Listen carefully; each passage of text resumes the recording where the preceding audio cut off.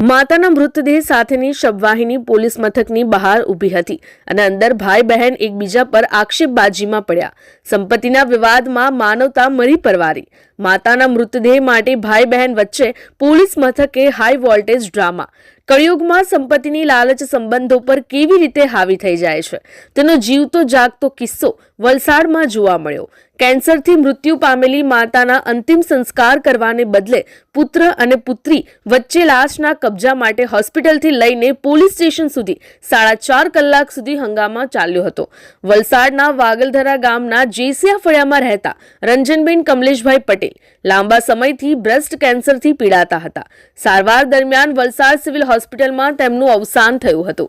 તેમના મૃત્યુ બાદ પુત્ર એલ્વિન કમલેશભાઈ પટેલ અને પુત્રી અવધીબેન પ્રિતેશભાઈ પટેલ વચ્ચે અંતિમ સંસ્કાર ક્યાં કરવા તે મુદ્દે ઉગ્ર બોલાચાલી અને ઝપાઝપી થઈ હતી.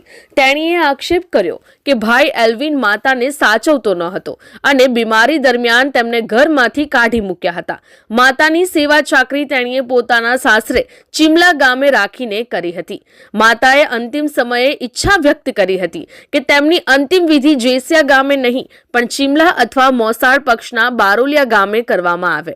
બીજી તરફ પુત્રએ જણાવ્યું કે તેણે પરિવાર સાથે મળીને માતાની વિવિધ હોસ્પિટલોમાં સારવાર કરાવી હતી અને તે સતત માતાની સંભાળ રાખતો હતો. તેણે બહેન પર અંતિમ વિધિ કરવા બાબતે અડચણ ઊભી કરવાનો આક્ષેપ કર્યો હતો. 4 થી 5 કલાક સુધી શબવાહિની પોલીસ મથકની બહાર પડી રહી, જ્યારે અંદર ભાઈ બહેન મિલકતના વિવાદમાં એકબીજા પર આક્ષેપો કરી રહ્યા હતા. ત્યારે કમનસીબે માતાનો મૃતદેહ બહાર શબવાહિનીમાં રઝળતો રહ્યો હતો. અંતે વલસાડ સિટી પીઆઈ ડીડી પરમારે બંને પક્ષોને સમજાવ્યા હતા.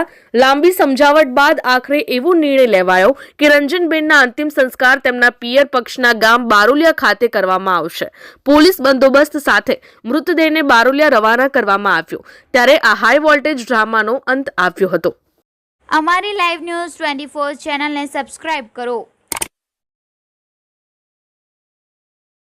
બેલ આઇકોન દબાવો જેથી આવનાર ન્યૂઝ અપડેટ્સની નોટિફિકેશન આપ સુધી સૌથી પહેલા પહોંચે.